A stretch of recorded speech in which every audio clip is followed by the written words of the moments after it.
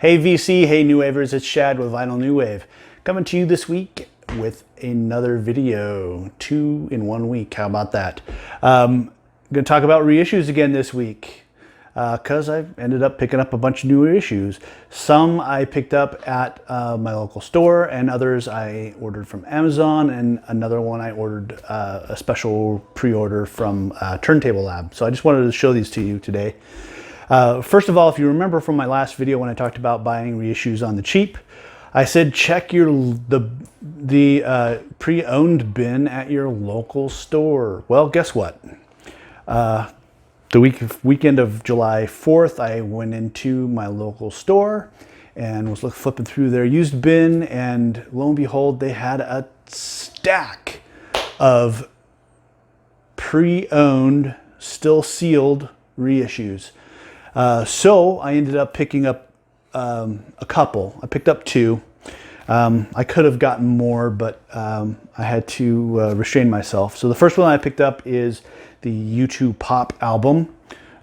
This is the latest dual 2 disc, 180 gram reissue. A lot of people don't love this album, but I love it, and it has a lot of sentimental value, sentimental meaning to me, because my wife and I, this album had come out when my wife and I got married, and we actually went to see the Pop Mart tour here in Salt Lake like a week or 2 before we got married. So I love this album. It's a great album. Discotheque is an amazing song. Staring at the Sun, Last Night. The whole album is great. So yeah. Pop by U2.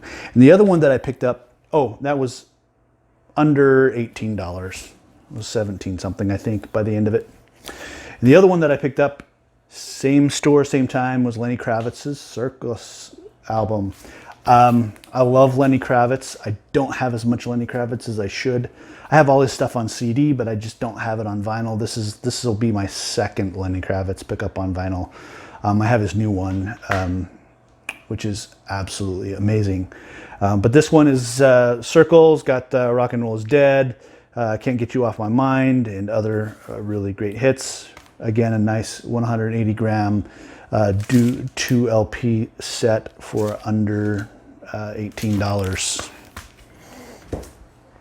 Over the last couple months, actually ended up picking up Depeche Mode's Music for the Masses on 180 gram vinyl. I did not have that one on vinyl. And speaking of being cheap on Amazon, this one arrived in the mail today. It is the Cocteau Twins' Heaven or Las Vegas album. I love this album. It's a pretty good one. I don't have a ton of Cocteau Twins, so I was really excited. This went on sale for $12.97 or something. And I had a gift certificate for $10, so it only ended up costing me like $3 total out of my own pocket. So I was excited to pick that one up. Now, these last 2 are reissues that I actually paid full price for because for 2 reasons. They were limited. They were a very limited release, and I really wanted them. And I thought, you know, if I didn't pick them up, they would just go up in value more. So I decided to just go ahead and bite the bullet and just pick them up. The first one I didn't pick up right when it released. I waited a few months, and then the second one I just flat out pre-ordered. So the first one is a band called Eighth Wonder, and the album is called Fearless. Eighth Wonder is actually more of a British pop band than maybe a new wave band, but it has some really great dance tunes. I was introduced to them by a couple of their songs, both I'm Not Scared and Cross My Heart were on some DJ remix, Razor-made remix compilations that I bought way back in the day when I was DJing in the 80s.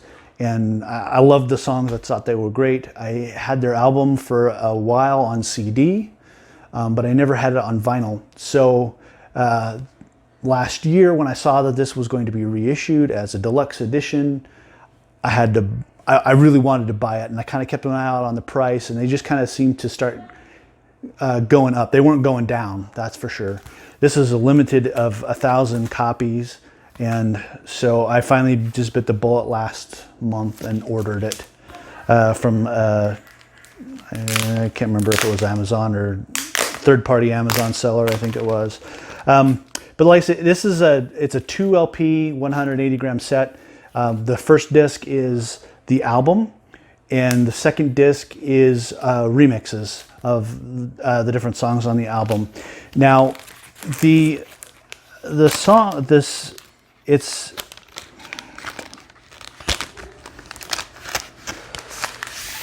I totally trash. It's got, you know, a nice lyric sheet and printing on the inner sleeve, and it's on this really nice opaque red vinyl.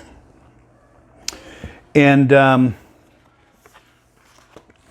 the songs you may have heard Cross My Heart, and if you are a fan of the Pet Shop Boys, you have definitely heard the song I Am Not Scared. The Pet Shop Boys actually wrote the song I'm Not Scared, and Eighth Wonder released it on their album. They had kind of a minor hit with it. It gained some traction and got some club play. And then the Pet Shop Boys, the next year, I think it was, or maybe the year after, recorded their own version of it that ended up on a Pet Shop Boys album, and the Pet Shop Boys, I think, also released it as a single. So there is a new wave connection there for sure, in that one of the songs on the album was written, produced by the Pet Shop Boys, and then the Pet Shop Boys went on to do their own version of it. So Eighth Wonder, if you haven't ever heard them, give them a listen. Like I said, it's a real British dance pop kind of sound to them. This was actually their only album. They did I don't think they did a full album in Japan prior to this. They had kind of a minor hit in Japan and Italy before this album, and they did some work in Japan and Italy, but this was kind of their first full UK European album, and it was the only one that they did. So great album. Give it a listen. The last one here is by a band called Anything Box. It's the album Peace. Now, this album came out in 1990, I believe it was. Yeah, 1990. You'll probably recognize the song Living in Oblivion. That's kind of their really big hit that happened off this album. But they also had another hit with a song called Jubilation, and also Soul on Fire. All three of those songs had a single release and did at least marginally okay in the clubs.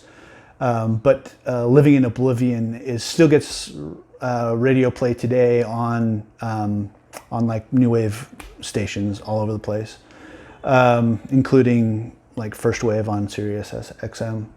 I absolutely love these guys, and this album did not get a vinyl pressing in the United States.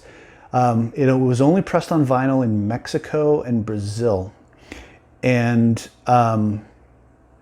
those copies they go for, on Discogs, they're going for like $60.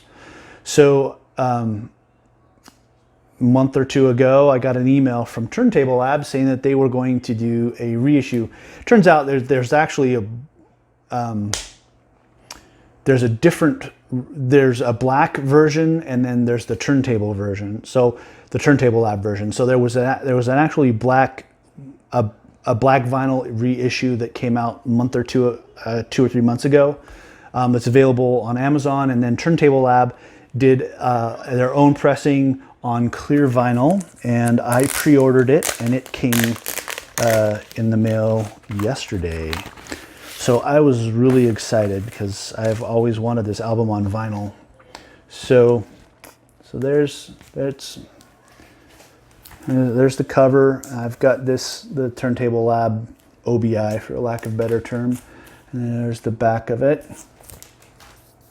And then it came with a lyric, it's not a lyric sheet, just a kind of a thank yous and track listing sheet. And it is on clear vinyl. So it's a nice clear vinyl. My copy is a little wonky. The B-side label was applied crookedly, and so it's a little off-center, but it shouldn't affect play or anything. But that was a little kill on my buzz seeing that. But yeah, Anything Box it's a great album. I'm stoked to get it. It was like $30 with shipping. So thanks to Turntable Lab for getting that out, because I was really excited. It was something desperately needed. Anything Box is a great band. Their lead singer was born in like Argentina, but his family immigrated to New Jersey, and so they were based out of New Jersey, and this music was made in New Jersey. So that is my reissues for the week. I hope you enjoyed them. I'm looking forward to listening to them. I haven't had a chance to listen to the Anything Box or the Cocteau Twins yet, and or the U2 or Lenny Kravitz. I haven't had time to listen to any of those. So I'm looking forward to listening to them this weekend and enjoying my time. So also, you'll notice I'm all Michiganed out here. For a couple reasons. My wife's family's in Michigan, and my nephew is going to be going to Michigan State for on a track scholarship. So, hooray, Oliver! But also, in 2 weeks, I'm going to be flying to Michigan for a wedding, and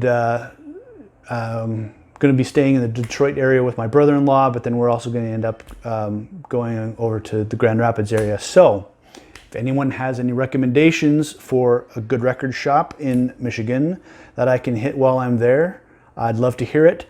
I am planning on going to